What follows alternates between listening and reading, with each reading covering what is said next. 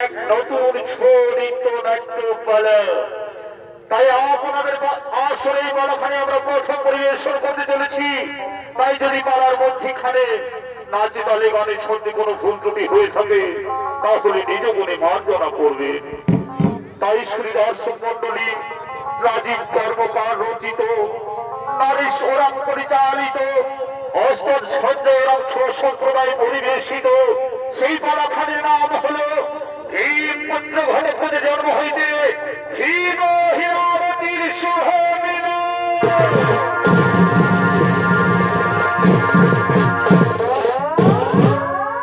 তাই শ্রী দর্শক মন্ডলী, আপনারা সকলেই জানেন যে বার্নাবর্তীর যৌতুগৃহে আগুন লাগার পর পঞ্চ পাণ্ডব তাদের মাতা কুন্তিকে নিয়ে সুরঙ্গ পথে পালিয়ে গিয়ে কান্মক নামক জঙ্গলে রাত্রি যাপন করে। কিন্তু সেই জঙ্গলের রাজা রাক্ষসরাজ হিড়িম্ব জ্যান্ত মানুষের গন্ধ পেয়ে ক্ষুধা নিবারণের জন্য বোন হিড়িম্বাকে তাদের ধরে নিয়ে আসা আদেশ দেন। হিড়িম্বা ছদ্মবেশে সেখানে গিয়ে ভীমের রূপে মুগ্ধ হয়ে তার প্রেমে পড়ে যায়। আসতে দেরি দেখে হিড়িম্ব সেখানে পৌঁছলে ভীমের সঙ্গে তার যুদ্ধ হয়। যুদ্ধে হিড়িম্ব মারা যায়। এরপর মাতার আদেশে একটি শর্তে ভীমের সঙ্গে হিড়িম্বার বিবাহ হয় এবং ভীম হিড়িম্বা সেই কান্মক বনে থেকে যায়। তাই এদিকে ভীম হিড়িম্বা বনের আনন্দে নৃত্য করতে করতে কান্মক বনে করছে না।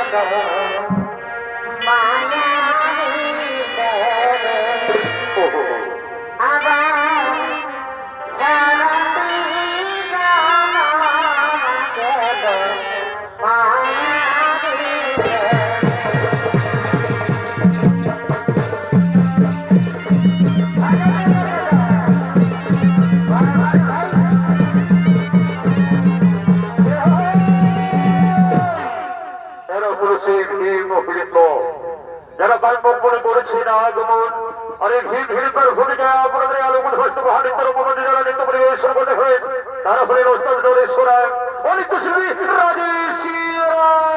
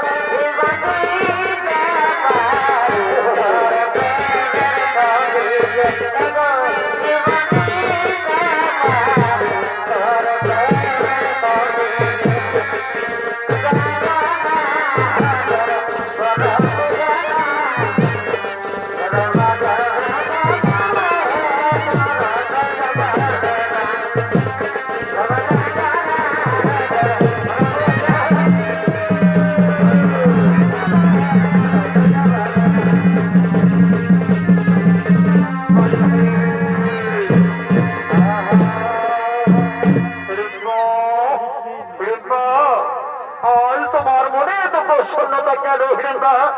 এর আগে তো কোনোদিন তোমায় তো আনন্দিত হতে দেখিনি। বলো বলো হিড়িম্বা, তোমার মনে কিসের তো প্রসন্নতা? আজ পিঠাটা আমার প্রতি প্রসন্ন, তাই তো আজ আমি এত আনন্দিত। আজ পিঠাটা আমার প্রতি মুখ তুলে দিয়েছি প্রাণনাথ, তাই তো আজ আমি তোমার সন্তানের মাতা হতে চলেছি। আজ আমি সন্তান সম্ভবা। সত্যি বলছো প্রিয়? এই কি কথা শোনালে তুমি? তুমি মাতা হতে চলেছ, এ তো মহা আনন্দের কথা। এই খুশির সংবাদে আমার হৃদয় নেচে উঠেছে। এই সত্যি আজ আমরা দুজনে মিলে একটু আনন্দ করি। সোনা সোনা প্রিয়া, তুমি ভালোবাসা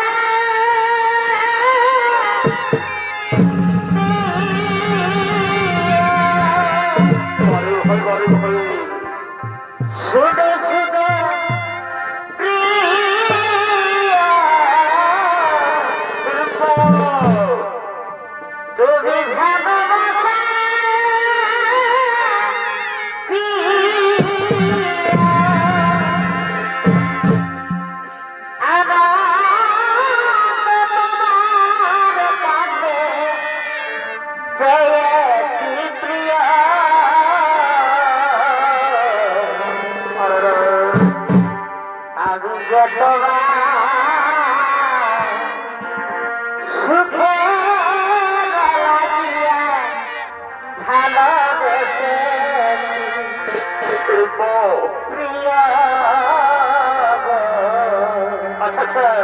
আমি যে তোমার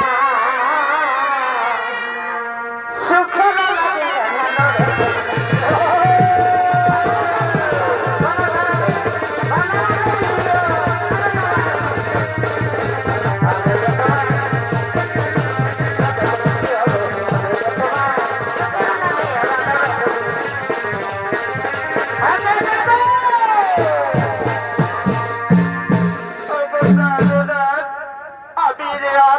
করতে পারবো না।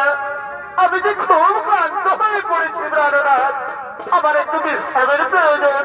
তাই চলো না ওই কুটির প্রান্ত গিয়ে খানিক বিশ্রাম করি। তুমি সত্যি বলেছ, তোমার এখন বিশ্রামের প্রয়োজন। এই সুখীমা এসো, ওই কুটির প্রান্তে গিয়ে খানিক বিশ্রাম করো। চলো হিড়িম্বা, ওই কুটির প্রান্তে গিয়ে আমরা খানিক বিশ্রাম করি। বসো হিড়িম্বা, এখানে বসো। আমি তোমার শরীরে বাতাস করে দিই হিড়িম্বা, আমি তোমার শরীরে বাতাস করে দিই হিড়িম্বা। হিড়িম্বা, এ কি হিড়িম্বা ঘুমিয়ে গেল নাকি? এ কি হিড়িম্বা সন্তান সম্ভবা? মানে আমাদের বিচ্ছেদের সময়। হিড়িম্বা ওঠো হিড়িম্বা, তোমার কি মনে পড়ে না হিড়িম্বা সেই পূর্বের কথা? বিয়ের পূর্বে মাতা আমাদের শর্ত দিয়েছিল যে হিড়িম্বা সন্তান সম্ভবা হলে আমাকে তাদের কাছে ফিরে যেতে হবে। আজ তুমি সন্তান সম্ভবা হিড়িম্বা, সেই কঠিন সময় এখন উপস্থিত। তাই মাতার দেওয়া কথা রাখতে আমি তাদের কাছে চললাম হিড়িম্বা। তুমি আমায় ক্ষমা করো হিড়িম্বা, তুমি আমার সন্তানকে সযত্নে লালন পালন করো হিড়িম্বা। আমি চলে যাচ্ছি হিড়িম্বা, বিদায় ওগো হিড়িম্বা, বিদায় বিদায়।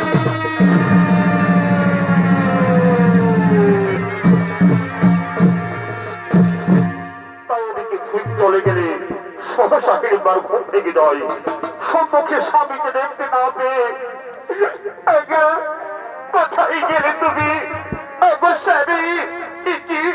স্বামী যে আমায় কোনো সাড়া দিচ্ছে না, তাহলে কি স্বামীর সেই পূর্বজন্মের কথা মনে করে আমায় ছেড়ে হতে পারে না?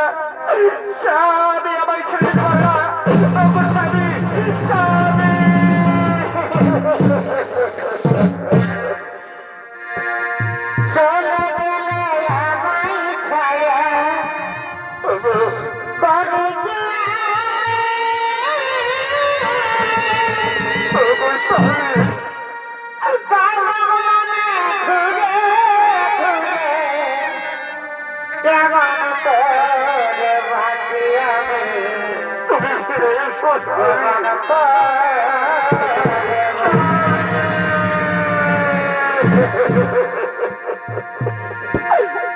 গোস্বামী, তুমি আমার ইচ্ছে যেও না গোস্বামী, তুমি ফিরে এসো। এখন আমি এতক্ষণ পরে কি করে তা থাকবো গোস্বামী, তুমি ফিরে এসো প্রাণনাথ, তুমি ফিরে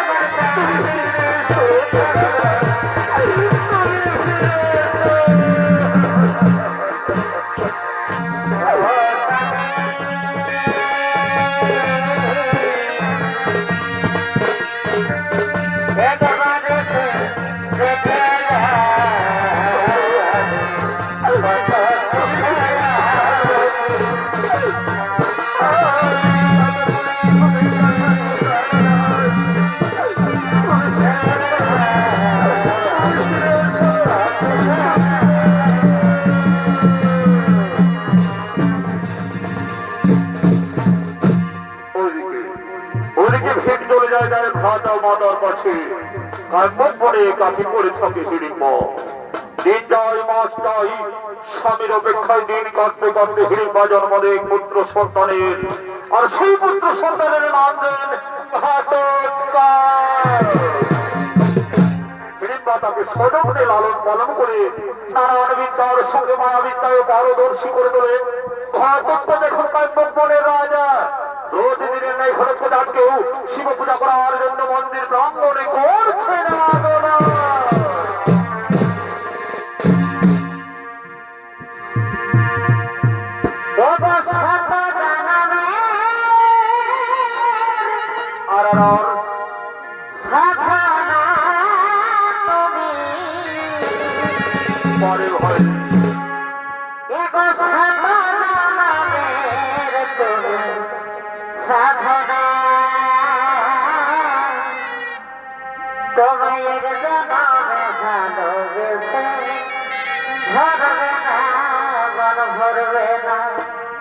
সবাই একজন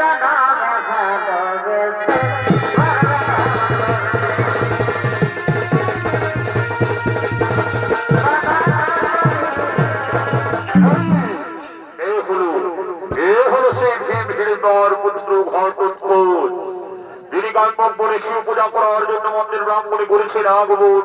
আর এই ঘটকের ভূমিকা নৃত্য পরিবেশন করে দেখাবেন রাস্তা ও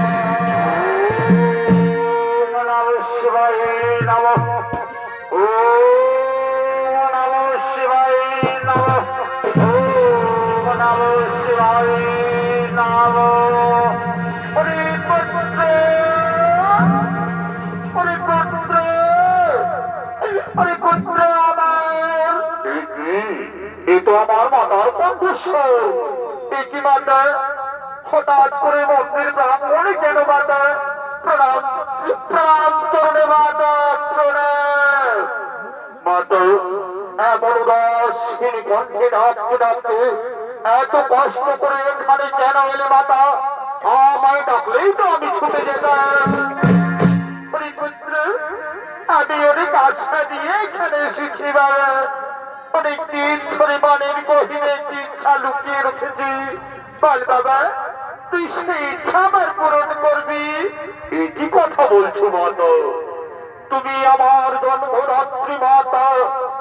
তুমি আমার এই পৃথিবীর আলো দেখিয়েছ। কত দুঃখ কত কষ্ট সহ্য করে আমায় বড় করেছ। আর আমি তোমার একটি ইচ্ছা পূর্ণ করবো না? এই সহসাগরা পৃথিবীতে এমন পুত্র আছে মাতা, যে তার পিতা মাতার ইচ্ছা পূর্ণ করে না। পুত্রের জন্ম আদেশ করো মাতা, আদেশ করো। ইচ্ছা রয়েছে তোমার মনে, আমি জীবন দিয়ে তাহা করিব পুরো। পুত্র, তেমন কিছু নয় রে বাবা। আমি বলছিলাম কি, তুই তো এখন অনেক বড় হয়ে গেছিস। রাজকার্য পরিচালনায় দেশে দেশান্তরে ছুটে যাস। তখন আমি যে বড় একা হয়ে পড়ি পুত্র। তাই বলছিলাম কি, তুমি বিয়ে করে আমার জন্য একটি পুত্র বধূ এনে দাও, তবে আমার মনের চিন্তা দূর হবে। ও, এই কথা ঠিক আছে মাতা। তোমার কথা মতো আমি তোমার ইচ্ছা অবশ্যই করিব পূর্ণ। মাতা, তুমি আমার জন্য উপযুক্ত কন্যার সন্ধান করো। আমি বিয়ে করতে প্রস্তুত। কি সত্যি বলছো পুত্র? তুমি বিয়ে করবে? আহা, কি আনন্দ আমার। তোরা কি কথা আছিস? আমার পুত্র বিয়ে করতে চাই। তোরা শীঘ্রই ছুটে আয়, তোরা শীঘ্রই ছুটে আয়।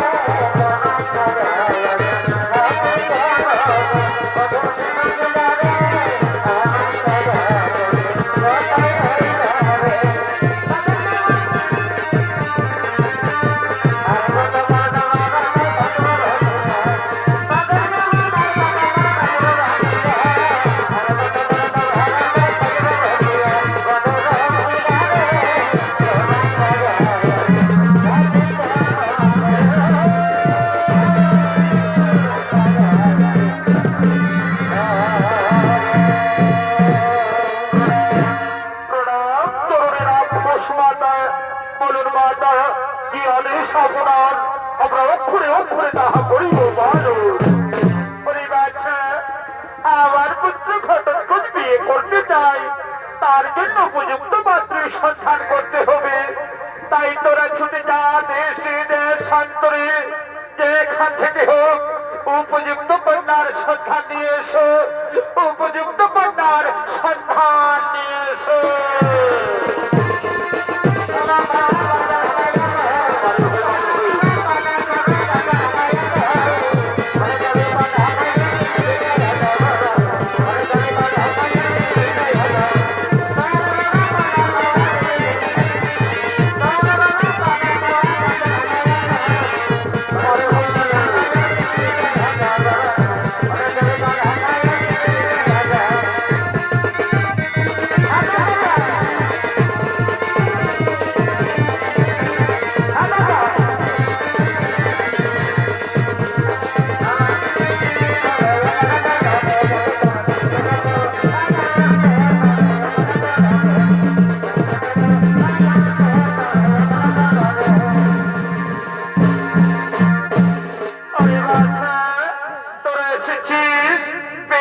উপযুক্ত কন্যার সন্ধান।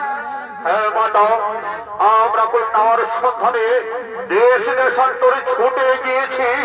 যেখানে যেখানে উপযুক্ত কন্যার সন্ধান পেয়েছি, সেখান থেকে তাদের চিত্র নিয়ে এসেছি মাতা। এই নিজ মাতা, এর উপযুক্ত কন্যার চিত্র দেখি।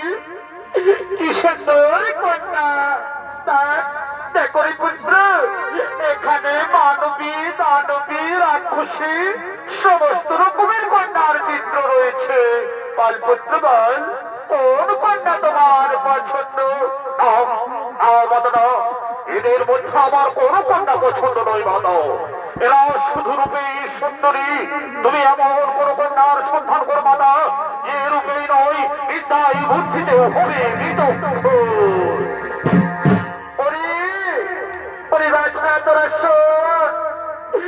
এদের থেকে উত্তম কন্যার সন্ধান আনতে হবে।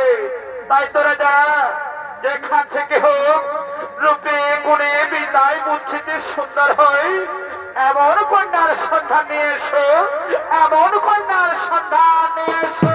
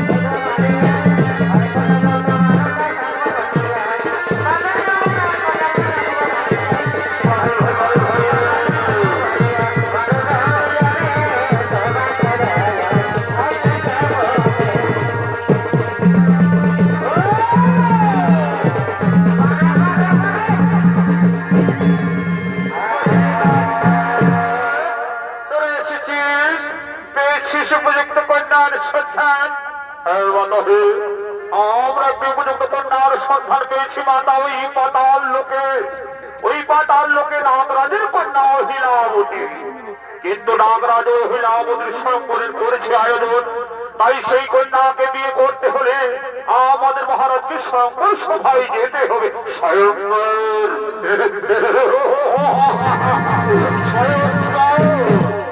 ওই অহংকারী কন্যার স্বয়ংবর। আমি ওই কন্যার অহংকার চূর্ণ করে আমি ওই কন্যাকেই করিব বিবাহ। মাতা, আপনি আমায় আদেশ করুন মাতা। যেন ওই অহিরাবতীর স্বয়ম্বর জয় করে তাকে তোমার পুত্রবধূ করে তুলতে পারি। আপনি কুটিরে ফিরে যান মাতা।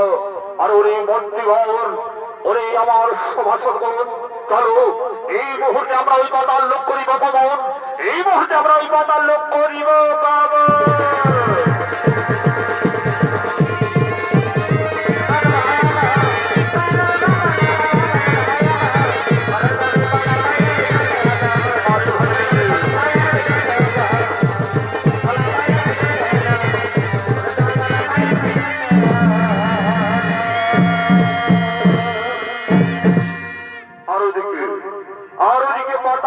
পাতালপতি নাওরাজ তার কন্যা অহিরাবতীর স্বয়ম্বর সভার আয়োজন করতে রাজমহলের দিকে করছে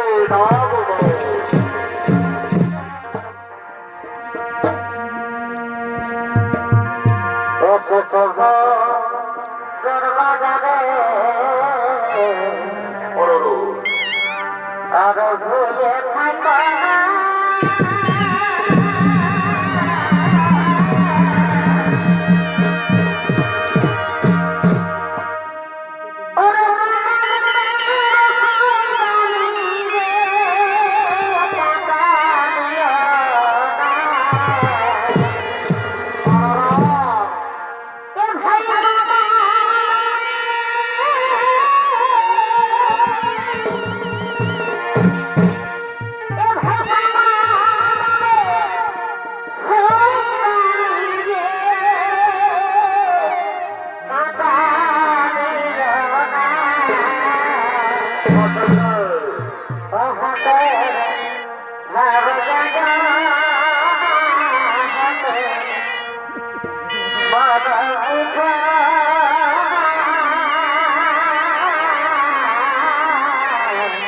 পরে হয়ে বাজার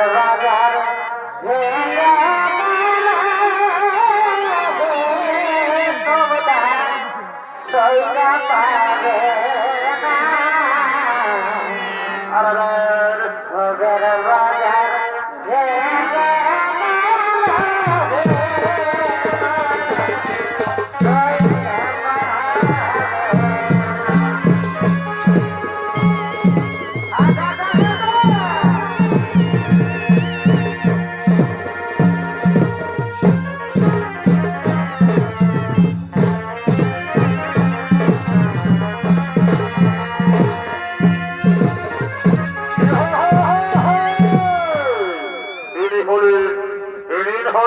পাতালপতি নামরাজ, যিনি তার কন্যা অহিরাবতীর স্বয়ম্বর সভার আয়োজন করার জন্য রাজমহলে করেছেন আগমন। আর এই পাতালপতি নামরাজের ভূমিকায় আপনাদের আলোকন ঘোষিত মহান নৃত্য রঙ্গমঞ্চের নৃত্য পরিবেশন করে দেখাবেন তিনি হলেন এর বড় অরম্পরা দিবসী সম্বল মহল ছয় নৃত্য পরিচালক ওস্তাদ নরেশ রায়।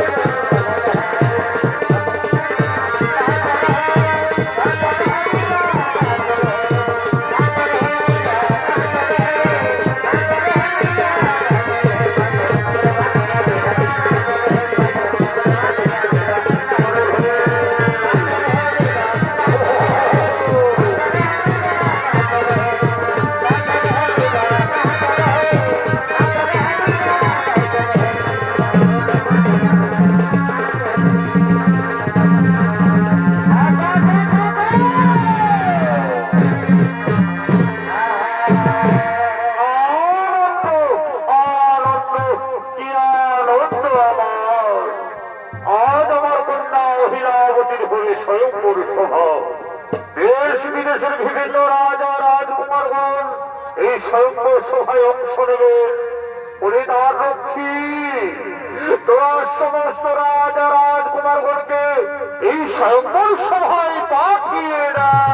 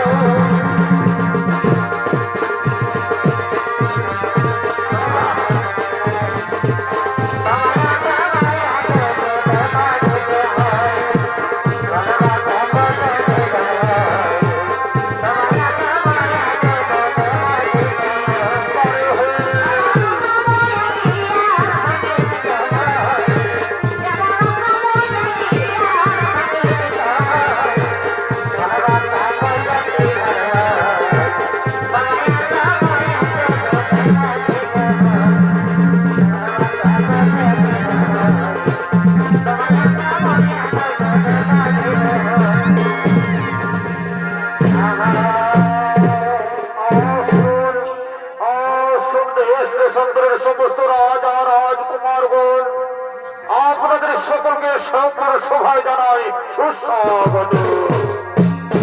আপনারা নিজ নিজ স্থান করো গ্রহণ, আমি স্বয়ংবর সভার কাজ আরম্ভ করি।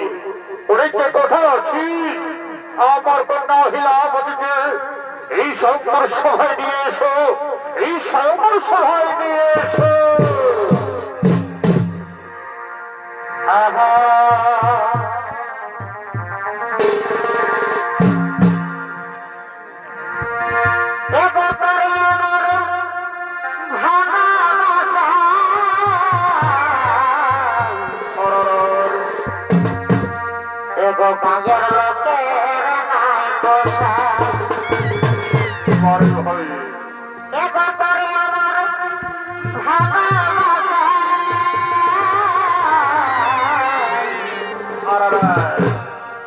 বাজার লোকের নাই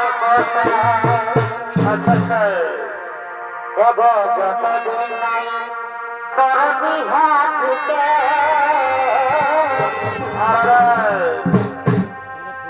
যতদিন নাই তোর বিহাতে আর ততদিন প্রাণ তবে গোপন বিড়ি রাখবি ভরে বুকে এলো গোপন বিড়ি রাখবি ভরে কুপে পারে ভাই আর কুপে ততদিন প্রাণ তোর বুকেতে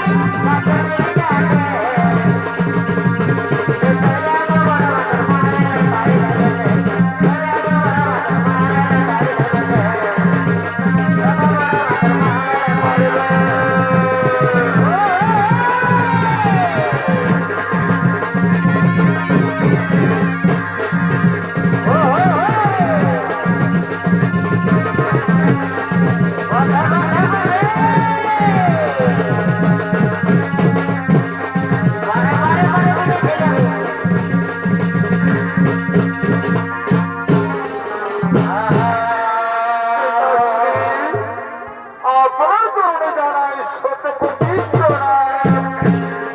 সুখী হব চির সুখী হোক। অহিলাবতী তুমি তো জানো মা যে আজ তোমার সফল। ওই দেখো মা দেশ দেশান্তরের কত রাজা রাজকুমার এসে উপস্থিত হয়েছে। তাই তুমি তোমার মনোমতবার পছন্দ করে তার গলায় বড়মাল্য প্রদান করো। পিতা আপনি তো জানেন পিতা আমি তাকে বিয়ে করব যে আমার দুইটি শর্ত করিবে পূর্ণ। আপনি সেই শর্তের কথা সকলকে জানিয়ে দিন পিতা। তাই হবে মা তাই হবে। শুনুন সমস্ত রাজা রাজকুমারগণ, আমার কন্যা করিয়াছে মন যে আমার কন্যার দুইটি শর্ত করিবে পূরণ, তাকেই আমার কন্যা স্বামী রূপে করিবে বরণ। ঠিক আছে মহারাজ, ঠিক আছে, আপনার কথা আমরা সকলে মেনে নিলাম। এখন বলুন মহারাজ, আপনার কন্যার কি সেই দুটি শর্ত? আপনার কন্যার কি সেই দুটি শর্ত?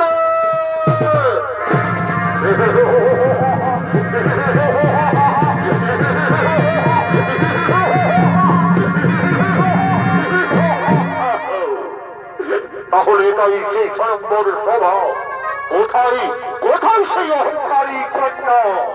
ওই পাশন্য দুষ্টমতিত রাজার এমন শৃঙ্খল মাঝের আওয়াজ ভালো দেখিয়ে আমার কন্যার স্বয়ম্বর সভা কার্য বন্ধ করার সাহস দেখাস? কে তুমি? কি চাস এখানে? আমি উৎসুক্ষু, আমি উন্মাদ, আমি পাষণ্ড, আমি নির্বোধ। আর তোমরা এই স্বয়ম্বরের মতো পবিত্র সভার আড়ালে একে একে রাজা রাজকুমারকে হত্যা করে চলেছ। তা কি আমি বুঝি না? আর পুত্র খরচ আপনার অহংকারী কন্যাকে বিবাহ করে তোমাদের এই সকল সভার মৃত্যুর খেলাকে সমাপ্ত করে দেব। ওই দুষ্টমতি রাক্ষস তোমার হস্তে বলে না করবো সমর্পণ, বেরিয়ে যায় এই সংঘর্ষ হতে, তাহলে সর্বসমগ্রামীদের মতো করবো। পিতাশ্রী না, পিতাশ্রী না, আপনি এত উত্তেজিত হবেন না। আজকের এই শুভ দিনে আপনার হাতে অস্ত্র শোভা পায় না পিতাশ্রী। ও যখন এসে পড়েছে তখন ওকে একটা সুযোগ দেয়া হোক। সদর ঘাটস্কর, বিয়েতে আমার দুটি শর্ত রয়েছে। যদি তুমি আমায় যুদ্ধবিদ্যায় ও বুদ্ধিতে পরাস্ত করতে পারো, তবে আমি তোমায় স্বামী রূপে পালন করে নেব। আর যদি তুমি পরাজিত হও, তবে হবে তোমার মৃত্যুদণ্ড। আর তোমার অহংকার আমি করিব চূর্ণ। ওরে রাজকন্যা, আমি তোমার শর্তে রাজি। বলো, কিসের পরীক্ষা আগে দিতে চাও, বিদ্যার না বুদ্ধি? তুমি রাজি? তবে আগে হোক বুদ্ধির পরীক্ষা। কারণ পরাজিত হলে আমাকে আর কষ্ট করে মারতে হবে না। তাহলে শুরু করা যাক। তুমি আমায় প্রশ্ন করবে, আমি সেই প্রশ্নের উত্তর দেব। যদি উত্তর ভুল হয় তো আমি পরাস্ত। তুমি প্রশ্ন করবে?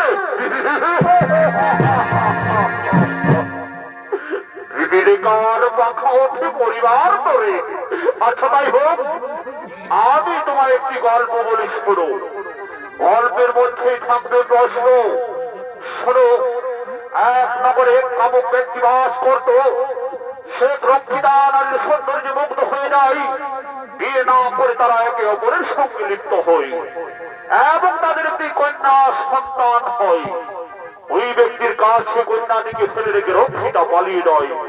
কন্যার সে রক্ষিতার থেকে সুন্দরী হলে ওই ব্যক্তি তাকে পরশের কন্যারূপে পরিচয় প্রদান করেন এবং সেই কন্যাটি রক্ষিতাতেও আরো রূপবতী হয়ে ওঠে এবং সেই রূপের বাহারে ওই কামুক ব্যক্তি থাকতে না পেরে তার সঙ্গে সম্পর্কে লিপ্ত হয় এবং তাদেরও একটি কন্যা সন্তানের জন্ম হয়।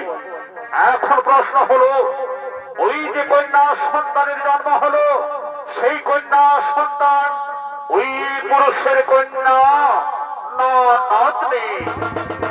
এ তো খুব সহজ প্রশ্ন। সে হবে ওই ব্যক্তির কন্যা। হেবে বলো রাজকুমারী।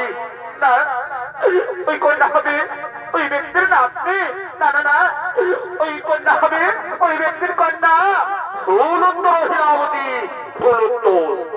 শাস্ত্র মতে যদি ওই ব্যক্তি যখন বিয়ে করবি তখন ওই কন্যার সঙ্গে তার কোনো সামাজিক সম্পর্ক নেই। তুমি পরাজিত হীরাবতী, তুমি বুদ্ধিতে পরাজিত। না, আমি পরাজিত হতে পারি না। এখন আমি নেব তোমার যুদ্ধবিদ্যার পরিচয়। ধারস্থ করো, আমার সঙ্গে যুদ্ধ করো।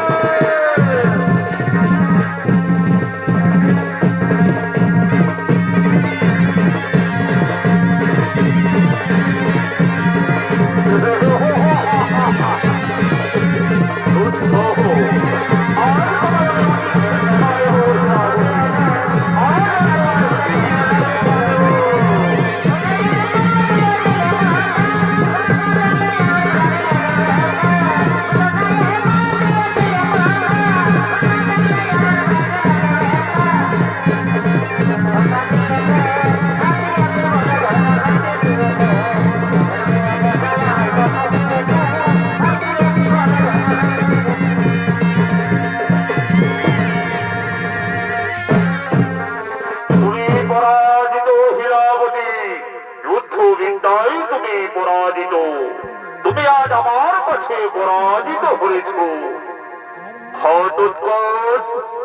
অতি উত্তম ঘটোৎকচ, অতি উত্তম। সত্যি তুমি বীর পুরুষ। আমি তোমার বিদ্যা বুদ্ধি বীরত্ব দেখে অতি প্রসন্ন। আমি তোমার সঙ্গে আমার কন্যার বিবাহ দিতে চাই। যাও মহিলাবতী, যাও।